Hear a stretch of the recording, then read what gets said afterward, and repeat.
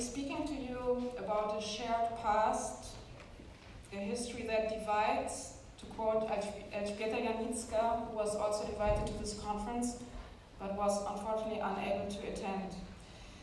This means that I will be speaking from the perspective of a Holocaust historian from Germany who has been living in Warsaw for almost 10 years and who recognizes the radical split in perspective and experience between perpetrators, victims, and participating observers, to use a term introduced by Elżbieta Janicka, to conceptualize the non-Jewish majority population in Poland.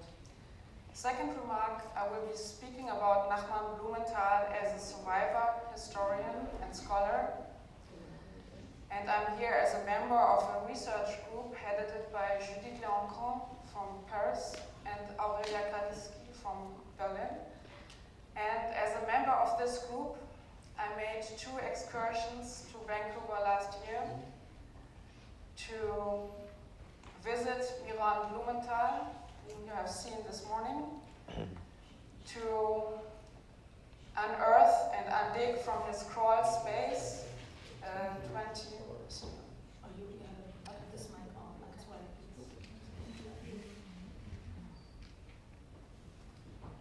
To undig and unearth from his crawl space in Surrey and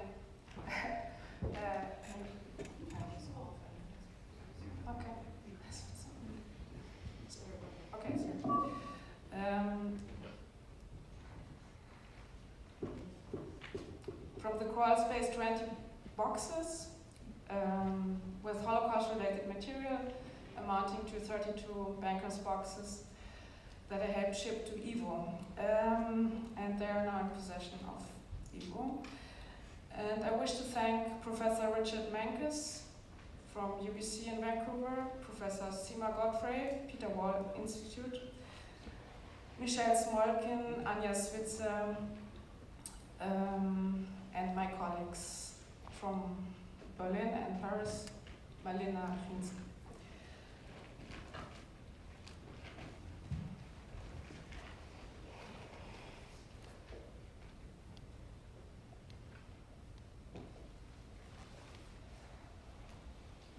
My paper is divided into 3 parts. During World War II, the German occupiers murdered more than 90% of the Jewish population in Poland. The majority were killed in Nazi extermination camps in an extremely short period of time. However, the Shoah cannot be reduced to a confrontation between Nazis and Jews.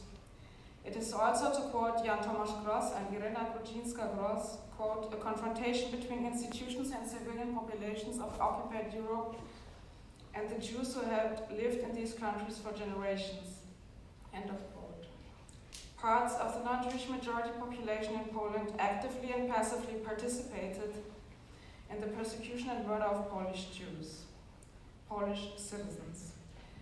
Part 2 of my paper will demonstrate, as Elżbieta Janicka emphasizes, that, quote, the German Nazi state system of extermination and the local context were linked in a way that mutually multiplied their effectiveness, end of quote. The Germans were not omnipresent, in particular not in the countryside, the topic which is the subject of part 2 of my paper. Polish Jews were mostly surrounded by their non-Jewish neighbors. Before elaborating on that situation of spatial proximity, let me say a few words on Nachman Blumental's return to Łódź in 1944. After the Red Army had liberated the eastern parts of Poland from German occupation in the summer of 1944, Polish Jewish survivors were determined to establish the facts concerning the destruction of European Jewry, to document the crimes and to assist in bringing the perpetrators and their helpers to justice. By gathering, editing, and publishing source material, and for this purpose they founded new Jewish institutions. The Central Jewish Historical Commission in Lublin in 1944 and in 1947 its successor, the Jewish Historical Institute in Warsaw. These institutions were funded not by the Polish state, but they received their money from Jewish institutions. As an academic employee of the Central Commission and first director of the Jewish Historical Institute, Nachman Blumental journeyed to towns and cities all over Poland in order to collect evidence, survivor testimony, and sources concerning ghettos and camps, among them songs and poems. Here, for example, you can see poems in Polish written by a 16-year-old girl, Halina Liebeskind, written in Auschwitz in 1943. They were part of the boxes and the crawl space in Vancouver. Walking around the post-ghetto space in the city of Łódź, where he had worked as a teacher before World War II, Blumental retrieved and preserved Holocaust sources pertaining to events, places, and people, physical objects as well as picture and verbal items. He later recalled, quote, "Łódź looked even sadder than other places because no trace of extermination was to be seen here at all. The city had remained almost untouched by the acts of war. Even that part where the Jews had once lived, later the ghetto, had not changed. The same streets, the same houses, only one thing was missing: life. No people, an extinct city." End quote. Survivor historians were immediately confronted with the absence of the Jews as well as with the continuity and omnipresence of anti-Semitic violence after liberation. Just to say that Jews continue to experience anti-Semitic violence on a daily basis.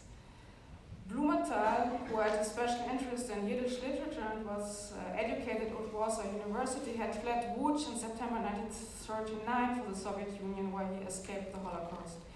He kept a diary which is now part of the collection at YIVO. Blumental was a multilingual philologist tied to both Polish and Jewish culture. He was especially interested in the power of language in the destruction process. He investigated the German Nazi Tarnsprache and deciphered the real meaning of the camouflaged words and terms meant to confuse the victims. He compiled a dictionary of German Nazi terms,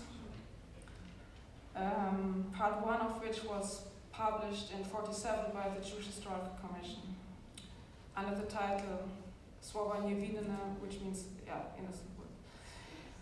For this purpose, he collected and analyzed a lot of original German documents, which he found in Łódź in the buildings, for example, used by the Gestapo. Here you can see an anti-Semitic leaflet sung by German Kripo police. Blumental, as we have heard from Frenda, was an expert witness in the trial of Rudolf Hess, and he participated in other trials of Nazi perpetrators in post-war Poland. Here is a slide of a picture taken at the YIVO trial in 1947. He also made an effort, we heard that also before, to establish the exact number of victims murdered in an administrative and industrial way in the Nazi extermination camps. And for this purpose, he traveled to places, for example, to Chełm. This could have been a scene from Shoah for anybody who saw the film, but this is immediate post-war period with Blumental in the middle, and the gaze that I'm talking about now of the participating observers. Part 2, the real, discerning the murder of Adel and Maria Blumental and its traces. In the Blumental archive, there's a trace of the murder of his wife Maria Blumental, née Tevel, and their 3-year-old son Ariel.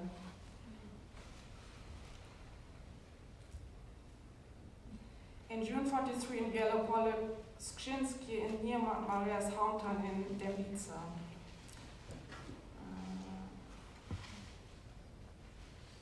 We have Dębica.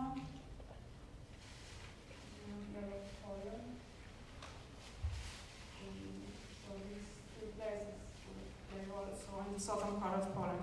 You might have heard the name Wielopole before, in connection with Tadeusz Kantor, a famous Polish theater director and playwright who was actually born in Wielopole, and a few years ago they put up this monument for the young Kantor and his sister, but it's called Tadeusz Kantor Monument.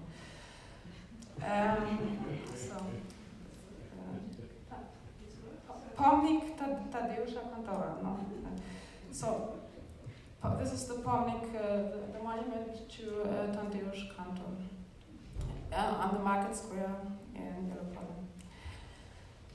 In the summer of 1948, Blumental traveled to Wielopole and its surroundings to investigate the circumstances of the murder of his wife and son.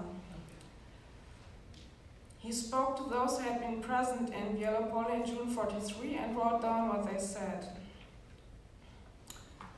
I discovered the Polish handwritten report, which is also on display outside, the original that I discovered in one of the 20 boxes.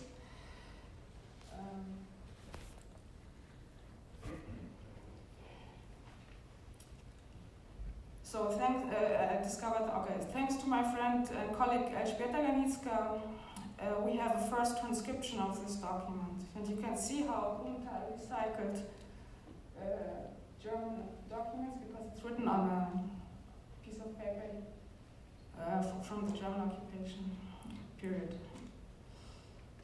It is a trace pertaining to a crime during the last phase of the Holocaust in Poland, i.e. after the Germans had liquidated almost all of the ghettos and murdered most Jews in extermination camps on the spot. Blumental's report displays general mechanisms characteristic of what the Germans termed Judenjagd, i.e. Judenjagd, so hunt for Jews. Firstly, the active participation of the so-called blue police in the process. They depended on non-Jewish Polish neighbors who helped them by denouncing Jews. By this means, the police was able to capture the victims. Afterwards, they either handed them over to the Germans, in Blumental's case, an Austrian Nazi officer called Windisch, or they shot them themselves. Secondly, the trace discloses the activities and attitudes of the dominant majority as participating observers, who created a performative efficiency. So I'm going to talk about now about this activity of these observers who observed the shooting in Wielopole in the Jewish cemetery in June 1943. The murder of Maria and Ariel Blumental was not an isolated case in Wielopole's history during the Holocaust. If anything, it was a typical case. On June 30th, 1942, at least 60 Jews of Wielopole were shot to death in the Jewish cemetery. We know that because there are other traces, for example, a painting.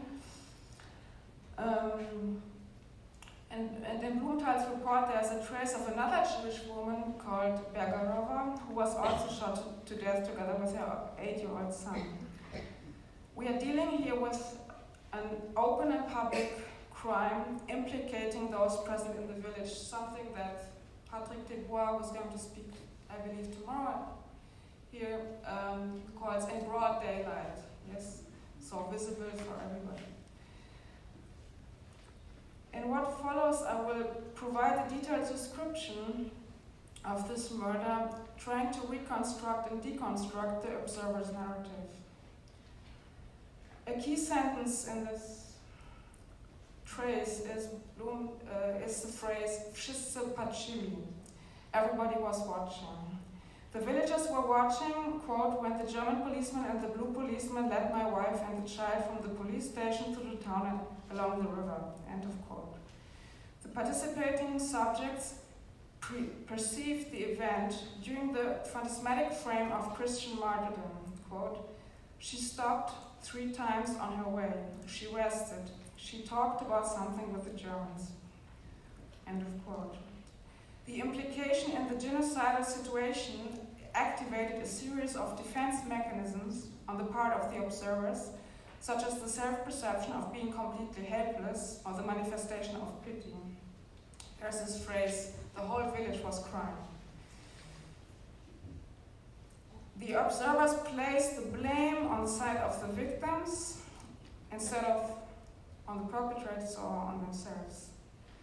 Quote, if it had not been for the child, my wife would have lived. End of quote. These words again testify to a phantasmatic perception of reality through the frame of antisemitism. So the guilt is on the side of the Jews, according to this perception.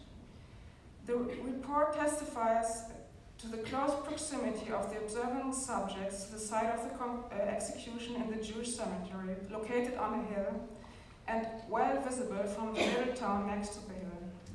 Franciszek Łuszczak, who lived beside the cemetery, showed Blumental the place where Maria and Ariel had been shot. Łuszczak, quote, saw everything. He recalled that they had first shot Maria, then her son. The they remains unspecified. Neither the perpetrators nor the helpers are mentioned by Łuszczak. He told Blumental that the graves had already been prepared, but he did not say who had prepared them. So this is always, in this report, we don't know exactly who did what, who spoke, who narrates. Sometimes we know who narrates, sometimes we don't. In this case, we don't. For Blumental, the pain and the suffering of his wife and son were most important. Quote, my wife was calming down the child. Calm down. Maria defended herself and Ariel by refusing to undress. The perpetrators resorted to physical violence. They ripped Maria's clothes off and shot her naked.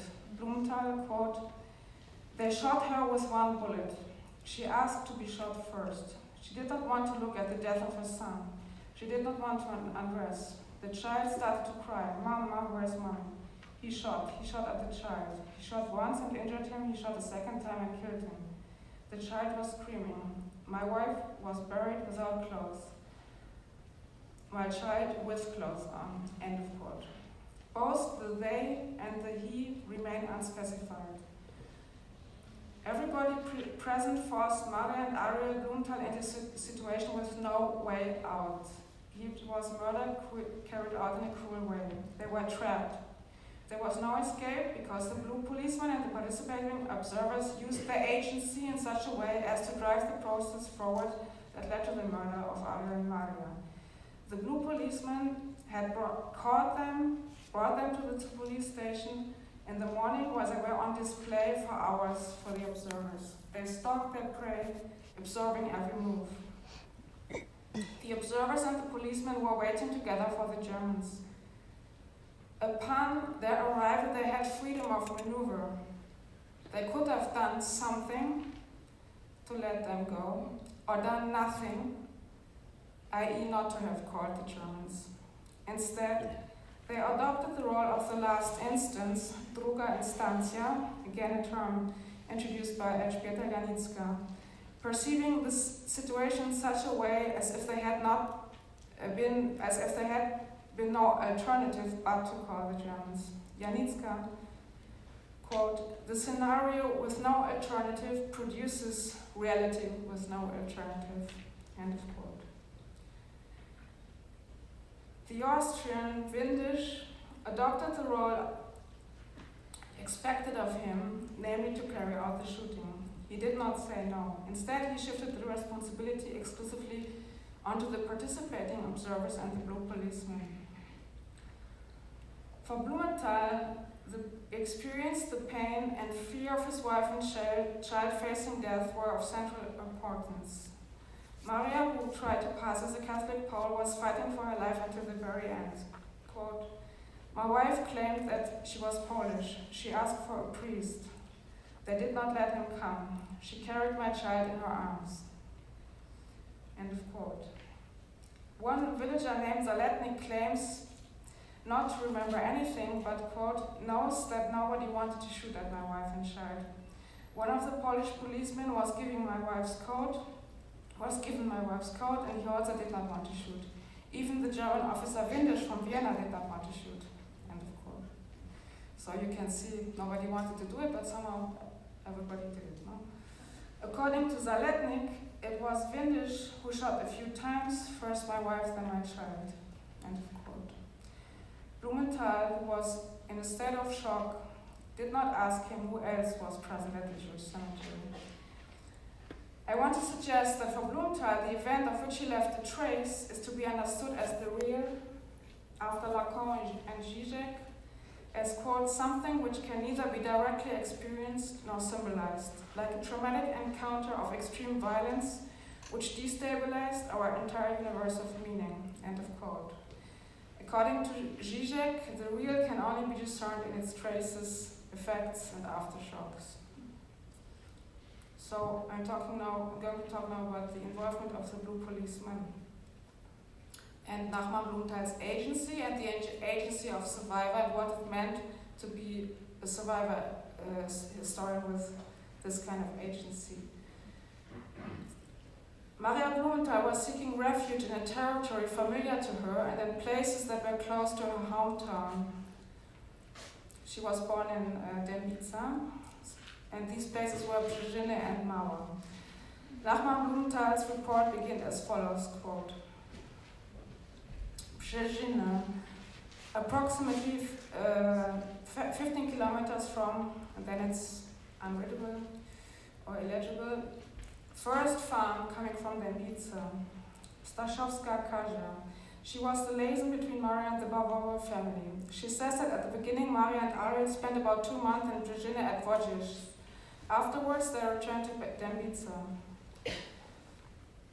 X, so unreadable, fetched Maria on foot. She was then unreadable for a few weeks, and later she fetched Maria with the child, and they were at her brother-in-law, a few kilometers from Brzeżyny. They were there for a few days. The blue Polish policeman carried out a search. They encountered Maria with the child at a small forest. Maria showed her identification papers, and the policeman, unreadable, turned around and checked if Ariel was a Jew. The policeman, Akapeluch, he is now in prison in Turnov, and Yaki, he ran away. End of quote. Carried out a search, encountered. The monstrosity of the crime is hidden, absent. The banal words used by the participating observers, as noted down by Blumental, belong to a world of experience that normalizes the persecution of Jews and excludes from the narrative certain important elements. Firstly, the fact that denunciation on the part of the villagers must have preceded the action of the blue policeman. That somebody must have brought them to this small forest. Secondly, that the capture of Maria and Ariel Blumental was neither mere coincidence, not a chance encounter, but the result of concrete acts of antisemitic violence. The participating observers dissociate themselves with the perpetrators from any personal responsibility. In their narration of the events, the victims' experience of enmity, fear, and despair is completely absent. And this is what I mean by split in experience. And because of this split in experience, terms like reconciliation make no sense to me. Yaki and Kapeluch actively participated, as I have established, analyzing the post-war trial proceedings in the German Nazi project of the final solution, i.e. the murder of all Jewish men, women, and children in the German sphere of influence. The policeman Wilhelm Yaki, who served as the German gendarme at the post in Dębica from January 43 to July 44, also headed the Polish police station in Bielopole. And Thomas Friedel has written about this county in the new book, Dadaist Knots. Some of you might have heard of this book. Yaki was deployed in the territory of Brzeżyny, Navshi, and Mauer. He participated in what the Germans called Judenjagd. He did not only capture Jewish men, women, and children, but also shot Jews, personally and out of his own initiative. Yaki made the farmer Wojciech, who is mentioned in this trace, his informer. This was a common social practice. In rural areas, informers who had delivered Jews to the police were usually rewarded with goods that had belonged to the victims. In 1950, in a post-war interrogation, the accused Yaki testified that he once had given Wojciech the trousers of murdered Jews. Józef Kapelusz was also a member of the Blue Police in Yellow Collar. Yaki and Kapelusz would patrol the area as a team. Upon denunciations, they would inspect households and search houses of people whom their neighbors suspected of sheltering Jews. The key sentence, another key sentence in Blumental's report is Sprawdzili, czy Ariel był Żydem. They checked if Ariel was a Jew.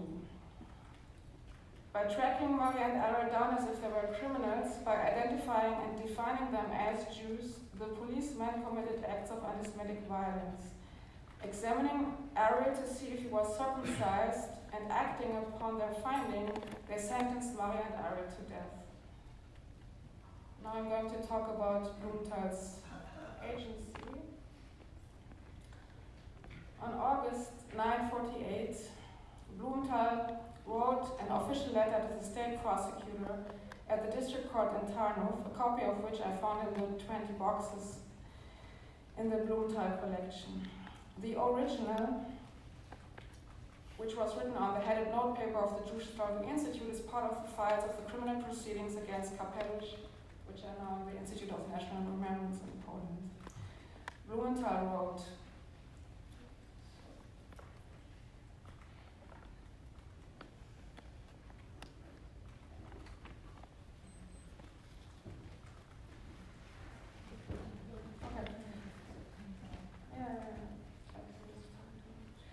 quote, having recently been in the area of Dębice, Yellow Pola, I learned from the local farmers about the fact that the former blue policeman Kapelusz is in the prison in Tarnów. I am hastening to notify you that the policeman, together with his comrade Yaki, stopped my wife, Dr. Maria Blumental, together with her 3-year-old son in the village of Mauer in June 43, and afterwards delivered them to the Yellow Polo, where they were shot the next day. At the same time, I'm asking you, Mr. State Prosecutor, to check with the accused if you could give the exact day it happened. If you, Mr. State Prosecutor, consider it admissible, I could meet with the accused and could be ready to present myself in Tarnów at the time specified by yourself. End of quote. Kapelusz was arrested for the first time in 1947 in a matter unrelated to the murder in Yellow Polo and released. Thanks to Blumental's letter, the state prosecutor initiated preliminary proceedings against Kapelusz on the legal basis of Article 1 of the decree of August 31, 44 against people accused of collaboration with the enemy. The Militia Obywatelska report established that Blumental and his son had been shot by a German in 1943 and that several policemen from the Polish police in Yellow Polo, among them Yaki and Kapelusz, had participated in the capturing. Consequently, Kapelusz was arrested for a second time. The state prosecutor in Dębice sent a letter to the Jewish Historical Institute requesting that Blumental be present in Dębice on May 22, 1941. However, by this time, Blumental had already immigrated to Israel. On July 7, 1941, the prosecutor proposed to drop the criminal proceedings concerning the murder of Maria and Ariel. Official justification, quote, the suspect Kapelusz denied that he had participated in the capturing of Maria and Ariel Blumental, while the witnesses testified that they could not assert that Kapelusz had taken part in the murder, end of quote. Two witnesses who had mentioned Kapelusz's name during the interrogations, during the subsequent interrogations by the prosecutor, claimed that they could not remember if it was Kapelusz or rather another policeman who was present at the crime scene. So, unfortunately, I have no time to go into these testimonies, but again, it's a rich source thoughts if you want to deconstruct the narrative of the participating ex-service. A short epilogue entitled Exhumation and Emigration from Poland. The registry office in Wielopole-Skrzyńskie confirmed the death of Maria and Ira Blumental on June 7, 1943. Nachman Blumental requested an exhumation. Permission was granted on August 22, 1948. The villagers of Wielopole had tried to persuade him to leave the remains of his wife and son at the Jewish cemetery in Wielopole. In an act of philo-Semitic violence, they posthumously included Maria Blumental in their community from which they had previously excluded her. Quote, Fela, so a Polish woman from the village, interprets the sympathy of people as stemming from the fact that they consider her Polish, and this is why I should not put anything Yiddish on this tombstone. Everyone from Wielopole and Fela too were of the opinion that I should not exhume them, but leave the bodies in Wielopole. Here she died, here they know her, here she could stay, said one person. She died because of my child. My wife claimed that the child's grandmother ordered the circumcision of the child with whom the child was brought up without her wife's knowledge. End of quote. We can discern a double frame here. It is the phantasmatic perception of reality on the part of the villagers through the frame of antisemitism and philo-Semitism at the same time.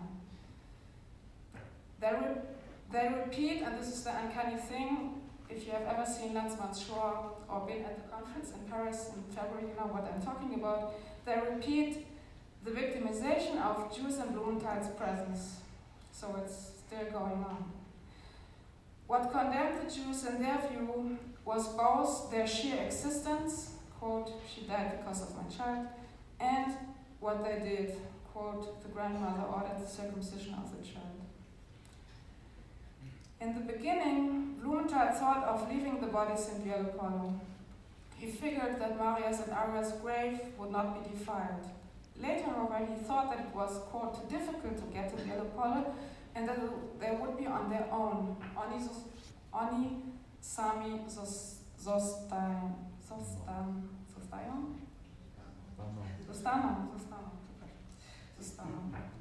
Oni sami zostaną. He wanted to arrange a funeral for them that would be more impressive, okazało. He wished for genuine mourners to attend and to provide a public space for mourning with the remnants of the Jewish community in Warsaw. He considered the exhumation a necessity. For one main reason, to leave my wife in Wielopole would mean to agree that she was not Jewish. That was a quote. Thereby, Blumental challenges the force of the antisemitic and philo-Semitic interpretation. The funeral at the Jewish cemetery in Warsaw on Okupowa Street took place on September 2nd, 1948. You have the necrologue here, the obituary, published by the Central Jewish Committee in Warsaw, and it says, quote, murdered by German thugs. No mention is made of the involvement of the blue policeman in the murder.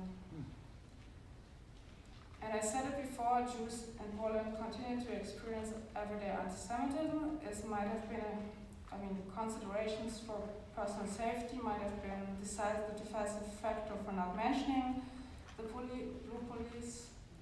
Also maybe Blumental at that time was still thinking of staying in Poland, we don't know, but this is what we have here. So, I have a psychoanalytic interpretation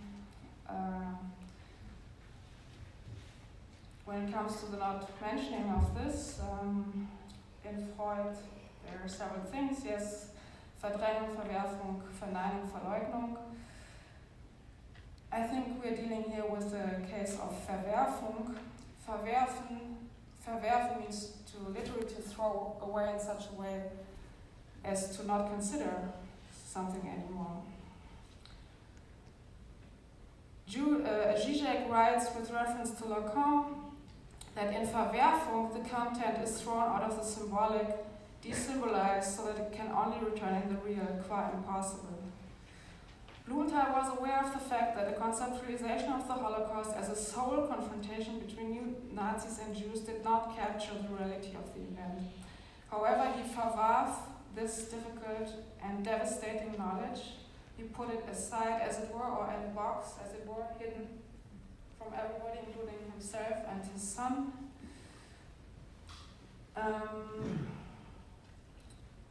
And I'm finishing. There's another factor that seems to have contributed to Verwerfung as a coping mechanism. In view of the enormity of the Nazi crimes and the discovery of the mass murder of Jews carried out in the Nazi camps in Treblinka, Belgrade, Sobibor, Majdanek, Auschwitz, Kulmov, and other places, the German guilt and the responsibility of the German Nazi state for the destruction of European Jewry was overriding. Nothing like extermination camps had ever been created before. Survivor historians like Blumental were concerned with the question of how what the Germans called Endlösung became thinkable and possible, and how the Jewish community responded to it. If he had ever thought of staying in Poland after the Kielce pogrom and its consequences, the knowledge that Polish neighbors were involved in the murder of his wife and son must have changed the perception of the reality of so-called Polish-Jewish relations, a notion that I think hides a multitude of delusions and is rather an academic term that has nothing to do with reality. Nachman Blumental, deprived of his family and his Jewish community, did not see a future for himself in Poland. Thank you. Fantastic papers. We are well beyond schedule. We are supposed to finish at 4, so I suggest to have a 10-minute discussion and then have a 10-minute break and then move on with the last panel. So I will take a few questions all together and then I will ask for the round.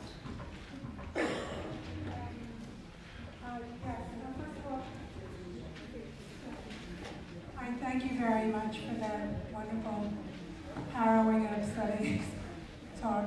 At the very beginning of this presentation, you showed a photograph of Blumental and Chelmno, but there was no other mention of Chelmno throughout the presentation. I'm aware that at the very beginning of the war, there was a march in Chelmno where observers watched people, Jews being brought out. But was Blumental aware, was he involved in Chelmno in any other way in terms of publicizing information or any other connection with Chelmno? Okay, in the back, here, a gentleman with a sweater with a stripes.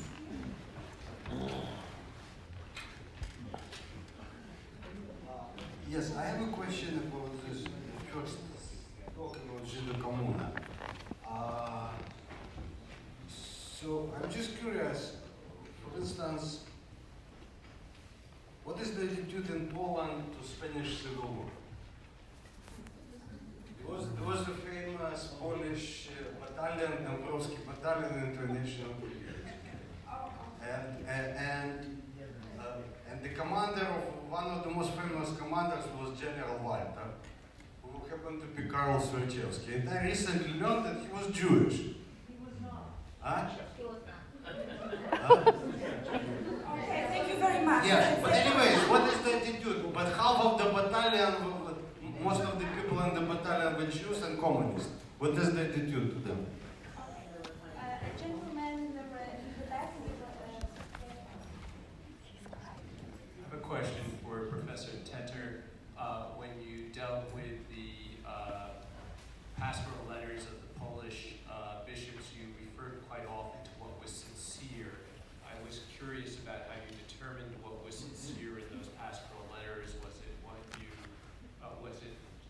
simply on the text? Do you have information independent of the text? And regardless of whether it was sincere or not, what were other possible motivations for those passages, whether theological or political? Okay, and the last question, the lady in the front.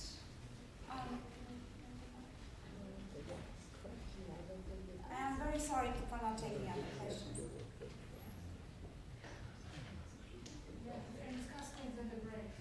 I'm curious about the Easter sermon that was just delivered by the bishop in Poland, and whether he was admonished by the church hierarchy. All right, thank you so much. I think we have to turn on the mic. Thanks.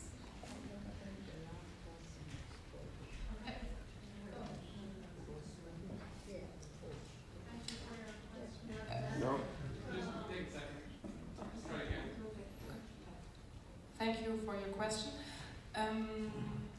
That was part of his work, his job as a member of the Jewish Historical Commission to go to the places and inspect the sites of crimes of mass murder. And Blumental edited a book called Obozy, Camps, on the concentration camp and extermination camps. And YIVO figures in this volume of documents. But I haven't found anything. For example, you can see him on this picture taking notes as he would have done in Yellow Poland, surrounded by the villagers.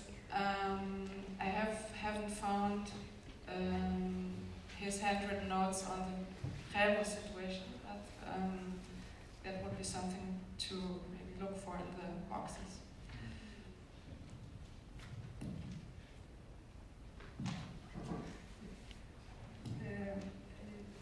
Can you hear me? Yes. I have a short and clear reply to you. The majority of the people who were in the Polish brigade were Jewish. The majority of them, I think, not everybody. And they are not considered part. They are not celebrated in the official life, kind of, official history. But there is a group of young people in Warsaw who are very devoted to their tradition, and they try to somehow celebrate it, and they do celebrate it every year, and in a kind of very interesting way. So there is this little, I cannot even say that it's a splinter group, it's less than a splinter, but they exist, yes. Okay, there are here in the audience and among participants some people who were actually part of those conversations of the Commission for the Dialogue with Jews, but I think at some level both voices that I was noting and that are sincere, that just come from very different places. And there are also those voices that I think do come from this place of needing to address some of those moral issues, sort of pastoral issues in that way. So that's what I was reading through the text. I do know some bishops in Poland, and I'm sort of aware of some of them in my own work on the Catholic Church. I'm aware of some of these different dynamics.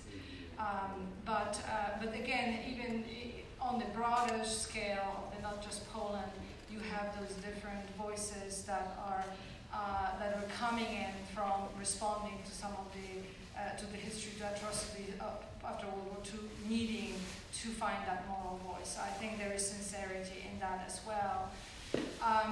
There may have been part of if you are cynical, you could look at it that the voice of John Paul II provided leadership, and some of the members of the hierarchy wanted to speak with that voice. But I do want to believe that there are some sincere voices of wanting to speak with that moral clarity. I am aware of the bishop's comments at Easter. I'm not aware of any official, maybe somebody who came from Poland and local sort of I know that the statement was issued was about cruelty, but I haven't heard about it. But again, at some level, when I saw the news, it was exactly the point that I was making, that there are these two different, many different voices, some of those that are really following the Vatican II teachings and efforts to understand and reconcile, again, at different level, maybe only theological, maybe more broadly. And then there are those who are not. One of the scholars of the post-war church, the closed and open church, mentioned that. Poland is one of the only countries in Europe that does, the Catholic Church devotes one day a year in January to the so-called Day of Judaism, a reflection on Jews and Judaism, and that's something that should be mentioned. Again, I think it's just a struggle